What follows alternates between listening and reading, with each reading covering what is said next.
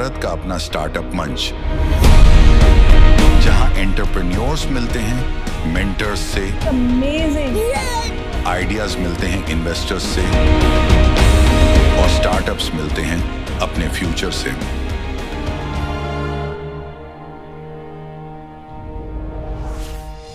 नमस्कार भारत, स्वागत है आपका आइडियाज, इनोवेशन और एंटरप्रेन्योरशिप के इस महाकुंभ में, जिसका नाम है आइडियाबाज। आइडिया आपका, पैसा हमारा।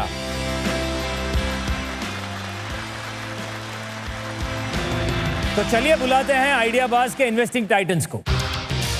इनोवेटिव डिजाइन्स, लग्जरी और एडवेंचर्स के मास्टर, डेला लीडर्स क्लब के फाउंडिंग लीडर जिमी मिस्त्री, अवार्ड विनिंग जर्नलिस्ट और एंटरप्रेन्योर शी द पीपल और गायत्री की फाउंडर शैली चोपड़ा, इंदौर से अमेरिका तक बिजनेस के पारखी, serial investor, VC from Washington DC संदेश शारदा, लिबर्टी शूज के एग्जीक्यूटिव डायरेक्टर अनुपम बंसल,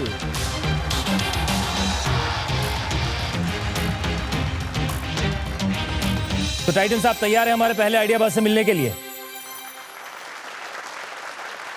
7 मई 2025, जब देश पर हुए एक हमले का मुंह तोड़ जवाब देने के लिए हमारे सुरक्षा बलों ने शुरू किया ऑपरेशन सिंदूर, जिसमें अपनी बहादुरी और हौसले के अलावा हमारी सेना ने मिसाइल और ड्रोन से दुश्मन के छक्के छुड़ाए। टेक्नोलॉजी के ऐसे इस्तेमाल की वजह से आज दुनिया ऑपरेशन सिंदूर को साउथ एशिया के सबसे पहले ड्रोन युद्ध के नाम से भी जानती है। लेकिन इस बात पर शायद किसी का ध्यान नहीं गया कि इस जीत में कुछ योगदान इनोवेशन वॉरियर्स का भी है, जो दिन रात रिसर्च करके ड्रोन्स और मिसाइल को चलने लायक बनाते हैं। आज भारत के डिफेंस सेक्टर को आत्मनिर्भर बनाने का सपना लेकर आइडियाबाज के मंच पर आ रहे हैं 2 इनोवेशन वॉरियर्स, भुवनेश्वर के अपूर्व और संबलपुर के रौनक अग्रवाल।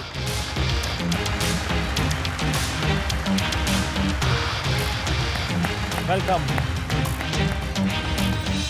अपूर्व, रौनक, हमारे इस मंच पर आपका बहुत बहुत स्वागत है। धन्यवाद। अपनी पिच के लिए आप लोग तैयार हैं? बिल्कुल। चलिए, good luck. Thank you. Hello titans, मेरा नाम रौनक अग्रवाल है। नमस्कार टाइटन्स, मेरा नाम है Apoorva Masuk. We are the founders of space fields. Titans, अगर आपकी कार की बैटरी खराब हो जाए तो क्या आप बैटरी रिप्लेस करते हैं या नई कार ले आते हैं? बैटरी रिप्लेस करते हैं। बैटरी रिप्लेस करते हैं। एग्जैक्टली। हमारे डिफेंस फोर्सेस भी कुछ ऐसी ही प्रॉब्लम फेस करते हैं उनके रॉकेट्स और मिसाइल्स के साथ। कोई भी रॉकेट या मिसाइल कितनी दूर जाएगा, कितनी तेजी से जाएगा और कितना वेट कैरी कर पाएगा, ये सब कुछ डिपेंड करता है उसकी प्रोपल्शन पे। प्रोपल्शन यानी कि रॉकेट फ्यूल, जिसे हम प्रोपेलेंट भी कहते हैं। ये प्रोपेलेंट सॉलिड फॉर्म में होते हैं, जैसे दिवाली के फटाके में यूज होने वाला बारूद। ये फटाके अगर 1-2 साल तक यूज ना हो तो खराब हो जाते हैं। वैसे ही 10-15 साल तक अगर कोई मिसाइल या रॉकेट यूज ना हो तो उसकी प्रोपेलेंट की लाइफ एक्सपायर हो जाती है, मतलब पूरी मिसाइल बेकार। जब सालों पुरानी खरीदी हुई फॉरेन इंपोर्टेड डिफेंस इन्वेंट्री की प्रोपेलेंट एक्सपायर कर जाती है तो देश के अरबों रुपए दांव पर लग जाते हैं। टैक्स पेयर्स के इन्हीं पैसों को बचाने के लिए एंड हमारे डिफेंस फोर्सेस के लिए रिलायबल पार्टनर्स बनने के लिए हमने शुरुआत की स्पेस फील्ड्स। स्पेस फील्ड्स में हम ऐसे ही प्रोपेलेंट में काम कर रहे हैं जो रॉकेट के प्रोपेलेंट को रिप्लेस करके देश की आत्मनिर्भर भारत बनाने में मदद करते हैं। हमारे प्रोप्राइटरी प्रोपेलेंट से रॉकेट्स और मिसाइल्स की रेंज, स्पीड, परफॉर्मेंस बरकरार रहती है, इनफैक्ट बेटर भी होती है। पुराना स्टॉक दोबारा रेडी टू यूज़ होता है एंड इससे देश और देशवासियों के अरबों रुपए की बचत भी होती है। हम हमारे इंडाइजनस इनोवेशन से भारत को डिफेंस सेक्टर में आत्मनिर्भर बनाना चाहते हैं, जिसके लिए आज हमारी आस्क है सिर्फ 2 करोड़ रुपए for 1.1% equity in the company. तो टाइटन्स, क्या आप हमारे साथ भारत को डिफेंस सेक्टर में आत्मनिर्भर भारत बनाने के मिशन में जुड़ेंगे?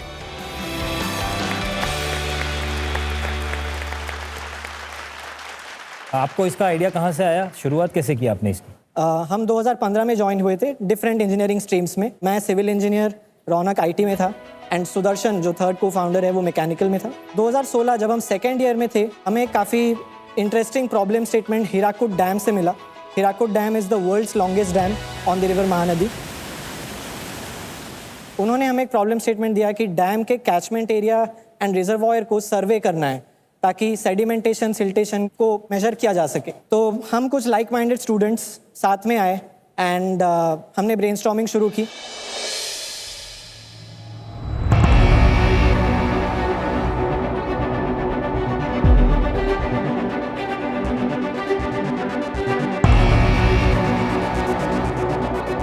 अपनी हॉस्टल बैकयार्ड में कुछ छोटे छोटे लॉन्चेस हमने करना स्टार्ट किया।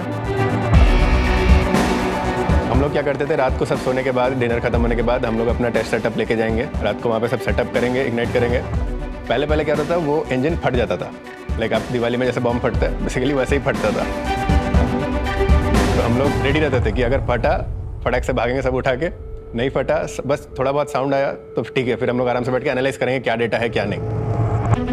कॉलेज में 1000 बच्चे थे तो 980 बच्चे जो थे वो हमको ताना मारते थे, ये तुम्हारा दिवाली का रॉकेट उड़ा कि नहीं, कितना बार उड़ा लिए। वो 1 साल के गैप में कम से कम भी दर्जनों फेलियर्स हुए थे।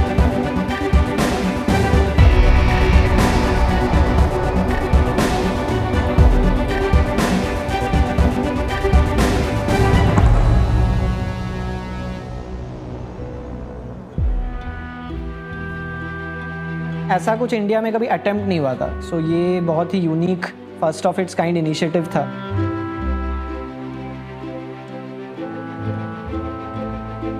अगस्त 2017 मुझे अभी भी अच्छे से याद है। That was the first rocket we successfully flew. It went up to 1 kilometre and that was a beautiful, जैसे मैंने बोला, डा विंसी मोमेंट।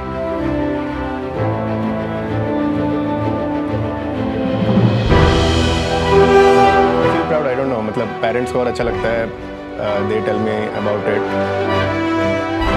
छोटे से स्मॉल टाउन से हैं और उम्मीद रखते हैं कि नहीं हम चांद तक पहुंच सकते हैं, तो वो एक चीज़ है कि हम अगर कर सकते हैं तो कोई भी छोटे गांव से या छोटे शहर से आके उसको कर सकते हैं।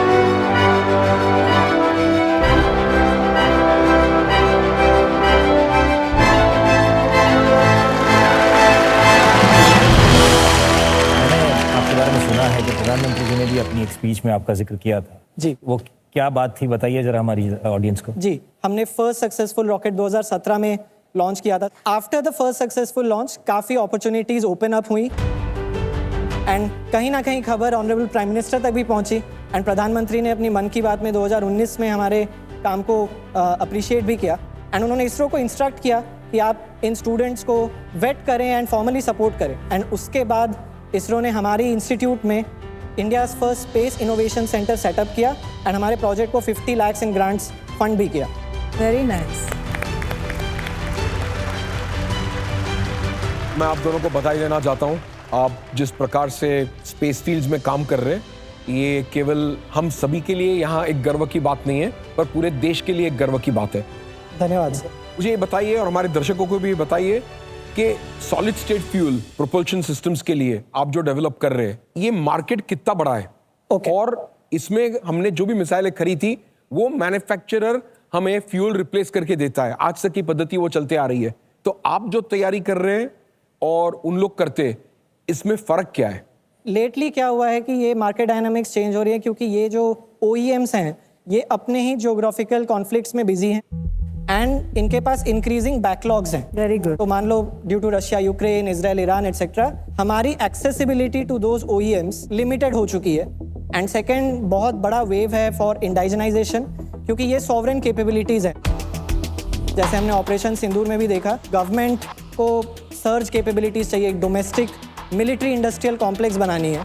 तो इसके लिए ये क्रिटिकल कैपेबिलिटीज़ गवर्नमेंट भी चाहती है कि with in the borders nurture हो। इतने ये लार्ज स्केल प्रोजेक्ट्स हैं, गवर्नमेंट और प्राइवेट पार्टनरशिप में बनते हैं या ये हमारा प्राइमरी मार्केट B2G है बिल्कुल, एंड 100% हमें गवर्नमेंट की सपोर्ट चाहिए एंड हमको मिली भी है। हम ministry of defence, department of science and technology, ministry of electronics, IT, startup India के कई सारे प्रोग्राम से फंडेड भी हैं एंड जो रेगुलेटरी प्रोसेस भी है वो भी गवर्नमेंट कंट्रोल्ड है। सो गवर्नमेंट के साथ कंटिन्यूअस लाइजनिंग एंड रिलेशनशिप भी बहुत ज़्यादा इंपॉर्टेंट है। मुझे ये कहना था क्यों मेरे लिए ना ये सेक्टर बहुत ही ज़्यादा डीप इंटरेस्ट रखता है क्योंकि मेरे फादर जो हैं वो 1983 में फ्रांस से जेट प्लेन्स इंडिया के लिए खुद फ्लाई करके लाए थे। वाह। और मैंने ये सारे टर्म्स बचपन से ही सुने हैं, तो आप थोड़ा ये बताइए कि आप किस तरह की डिमांड एक्सपेक्ट कर रहे हैं आप इस सेक्टर में? जो डिमांड है, this is driven by the defence budget. जितनी हम वेपन्स प्रोक्योरमेंट कर सकते हैं is directly a function of defence budget कितनी है। आज $80 बिलियन है, रक्षा मंत्री ने ऑलरेडी अनाउंस कर लिया है कि 5 साल में हम $100 बिलियन तक भी जाएंगे। सेकेंडली, जो अनटैप्ड अपॉर्चुनिटी है रिफर्बिशमेंट, जो कि करंट इनकम्बेंट्स नहीं कर पा रहे हैं क्योंकि ह्यूज अमाउंट ऑफ R&D, आपको कोई फॉरेन वेपन को देख के उसकी प्रोपेलेंट को रिवर्स इंजीनियर करना मतलब उस लेवल की R&D, उस लेवल की DNA कोई भी इनकम्बेंट कंपनीज में भी एग्जिस्ट नहीं करती। एंड अभी जो स्कोप ऑफ एंगेजमेंट है, जैसे R&D बेस्ड कॉन्ट्रैक्ट्स हैं, बट इसमें फ्यूचर प्रोक्योरमेंट्स की भी कमिटमेंट्स हैं। अच्छा, सो गवर्नमेंट ने एक और चीज़ काफ़ी अच्छा किया है कि उन्होंने defence acquisition procedure, procurement procedures को भी काफ़ी रिफॉर्म किया है एंड स्टार्टअप फ्रेंडली बनाया है। बिल्कुल परफेक्ट सेक्टर, परफेक्ट टाइम पे।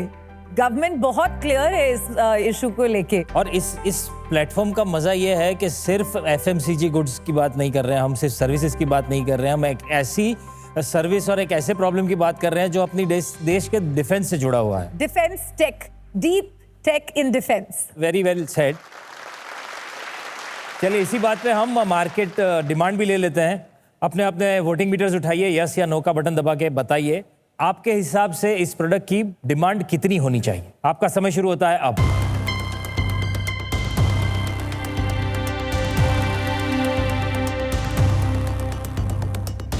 इंटरेस्टिंग है।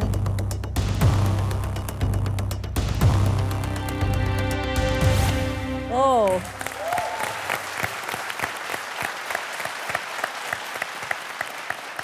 आप अपनी आस्क एक बार बता दीजिए। टाइटन्स हमारी आस्क है सिर्फ 2 करोड़ रुपए फॉर 1.1% इक्विटी।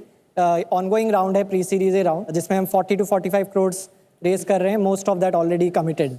ओके। ये फंड रेज करने के बाद आप किस पोजीशन में रहेंगे in terms of your capital requirement? ये नेक्स्ट 2.5 years के लिए प्लान है।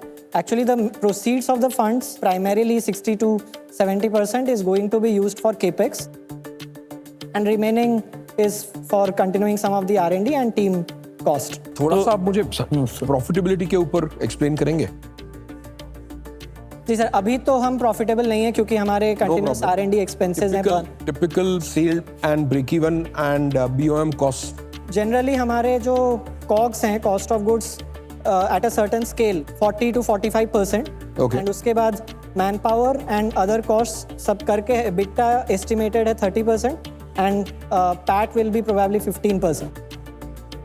तो इंडिया के डिफेंस सेक्टर को आत्मनिर्भर बनाने वाले इस आइडिया में आप इन्वेस्ट करके हाथ मिलाना चाहेंगे या नहीं? मेरे ख्याल से सब कुछ सही है, लेकिन there are lot of ifs and buts.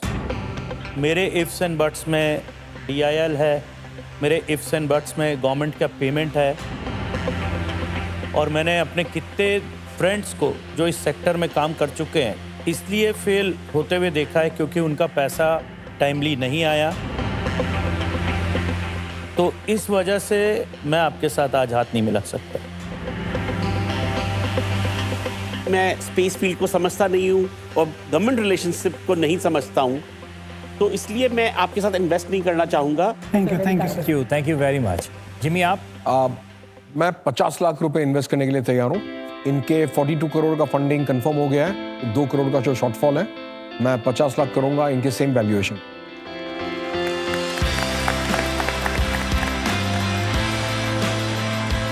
मुझे इसमें काफी बिजनेस ग्रोथ दिखती है एंड मैं भी आपके साथ हाथ मिलाना चाहूंगी। I will invest the same amount as Jimmy, 50 lakhs at the same valuation जो आपने कहा। Thank you very much ma'am. तो चलिए फिर आपके पास 2 ऑफर हैं, 50 लाख जिमी, 50 लाख शैली इन्वेस्ट करने को तैयार हैं। आप ही के वैल्यूएशन पे मैं समझ रहा हूँ कि आपको भी इसमें कोई दिक्कत नहीं होगी, तो आप हाथ मिलाना चाहेंगे? बिल्कुल, वी वुड लाइक टू आइए। Accept. Thank you very good. Great. नमस्कार sir. Thank you. Good luck and congratulations. Thank you sir. Thank you. Good job. Thank you sir. Thank you everyone. Thank you.